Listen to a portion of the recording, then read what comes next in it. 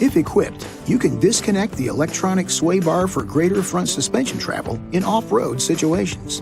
You'll find the sway bar switch on the instrument panel, to the right of the steering column, under the gear selector.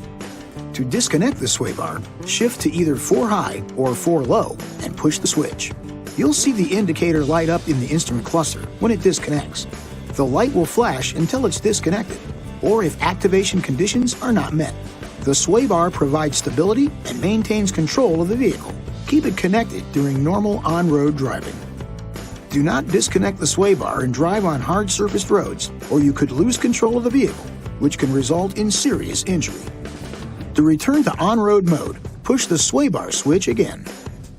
This video is not intended to take the place of your owner's manual. For complete details and other important safety information, please see your owner's information.